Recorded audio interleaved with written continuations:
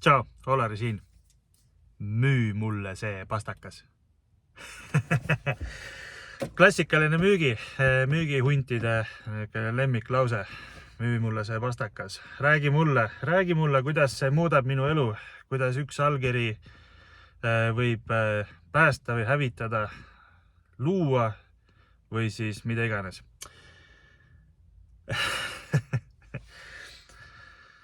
Müügihundid teavad, mis on kaubandus, mis on vabakaubandus, mis on äri, kuidas raha liigub, kust tuleb tolm ja kuhu kaob raha.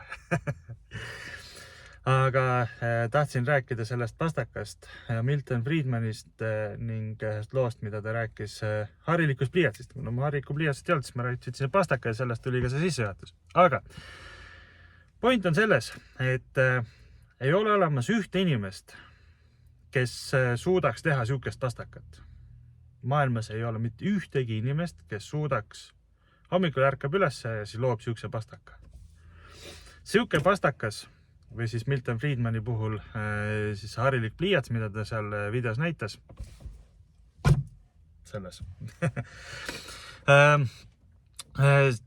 Seal on tuhandete ja tuhandete inimeste koostöö, kus nad üksteist toetades loovad kas teadlikult või teadmata siukese pastaka.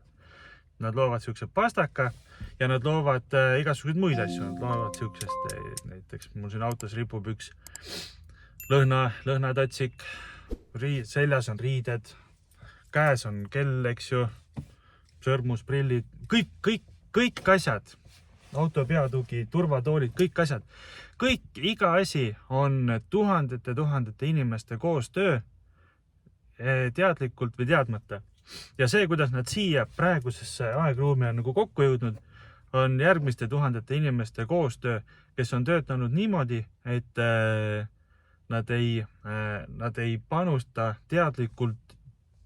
Näiteks see, et sina seda videot praegu vaatad, ei ole ühe inimese töö, 2, 3, 10. See on jällegi järgmiste tuhandete inimeste töö, koostöö, et see süsteem, ja siis me võime küll rääkida süsteemist, et see süsteem kokku panna niimoodi, et sa saaksid seda videot praegu siin niimoodi nautida. Aga kuidas see töötab? Või kuidas see tuhanded inimesed seal kokku tulevad ja kuidas on vaba turumajandus sellega seotud? Võiks öelda, et on autoritaarsed või siis siuksed keelukäsumajanduses või plaanimajanduses töötab täpselt samamoodi. Siis ma pigem ütlen, et plaanimajanduses tehakse vabaturumajanduse haledat koopiat nende protsesside juhtimisel, kus siis ma tean ühte vahvat lugu, kus siis siukene keeldude ja käskudega pannakse paika 5 aastaku plaanid ja öeldakse, et nüüd on vaja teha siukene lugu.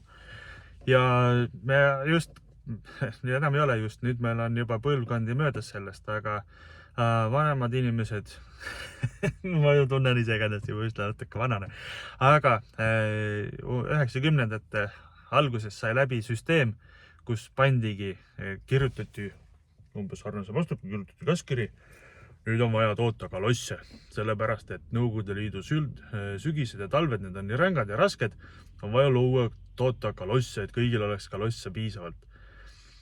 Ja neid kalosse toodeti. Ja ma kuulnud neid kalosse lõpuks oli angaaride 5 oli üle. Neid ei olnud mitte kellegile vaja. Ja neid toodeti massiliselt. Ja need kalossid olid ühesugused. Need, kes teavad neid kalosse. Kõik kohad olid täis. Otsin nüüd kalosse, pole kuskil, eks ju. Sellepärast, et kalosse, võib-olla lähemad sarnasused on kroksid, eks ju. Või midagi sarnast. Et siis neid toodetakse ikka, parasjagu. Niimoodi, et toodetakse, ostetakse. Ei toodeta angaaride kaupa, mingit jura kuskile angaaridesse. Lihtsalt sellepärast, et keegi kuskil kirjutas, et nüüd on vaja. See ongi turumajandus. See, kus hinnatakse, kui palju on nõudlust mingi toote järgi. Kui palju on nõudlust siukeste pastakate järgi. Kas siukseid pastakaid on mõtet toota angaaride kaupa? Või siis, et mingid teisi asju, mida ei ole, siis neid ei ole vaja. kui näiteks ei ole toodetud, ma ei tea, helendava tindiga pastakat ei ole. No võib-olla mõned on, eks ju, aga neid täpselt ongi sellepärast mõned, et neid ei ole väga palju vaja ja helendava tindiga pastakas on maru kallis, sellepärast et neid toodetakse vähe. Ja need, kellel on vaja helendava tindiga pastakat, siis need maksavad selle eest, sest ühel viisil või teisel mikski pärast on neid vaja. Eks ju? Ehk siis toodetakse asju, mida vaja ja see ongi see. Ja selleks, et inimesed toodaksid sihukest pastakat, siis antakse raha üksteisele. Et kui mina annan kauplusele selle raha, et ma saan selle pastaka osta.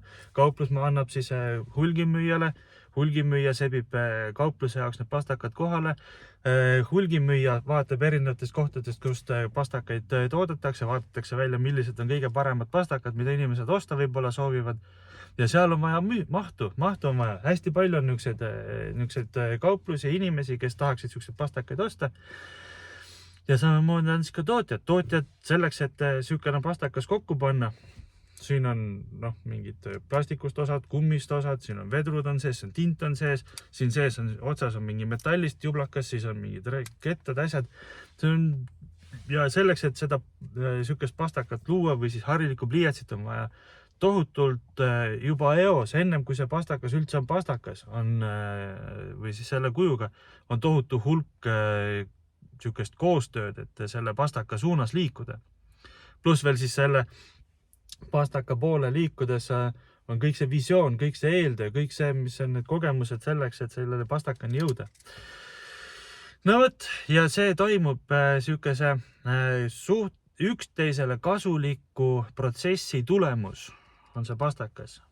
See, kes selle pastakas on niisugune naftatoode, eks ju, selleks, et see nafta sealt maa seest kätte saada, on mõistlik, keegi on puurinud selle augu ja see auk ei tekkinud sinna maasse ise, see tehnika kõik, mida kasutati seal tehnika loomiselt, kõik see tööriistad, kõik see meeste palgad, jah, ütleme, et meeste palgad, kes seal töötasid, sest et kindlasti seal oli ka mõni naine, kes puurkaevul töötas. Kui ei olnud seal otse selle augu ääres, oli kindlasti puuraugu juures, oli seal kuskil kus iganes, transpordis, logistikas, neid on igal pool, inimesed, ütleme nii, töötavad enesele teadmata. Ja isegi see ei olegi oluline, sest et nende töö tulemus ei ole mitte ainult see pastakas, on tohutu hulk ka teisi tooteid, mis on sellest välja tulnud.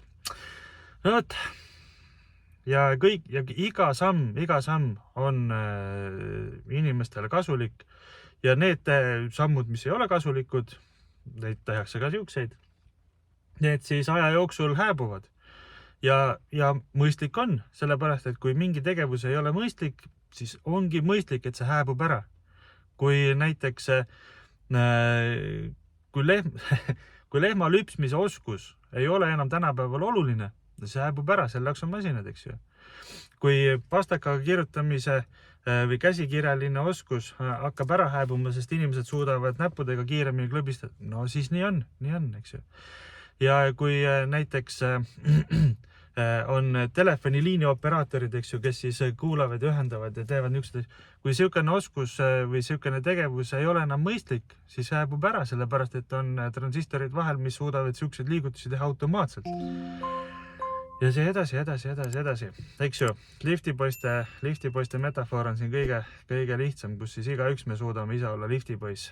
Isegi ei mäleta, kes on liftipoisid, aga need olid ka kunagi olemas.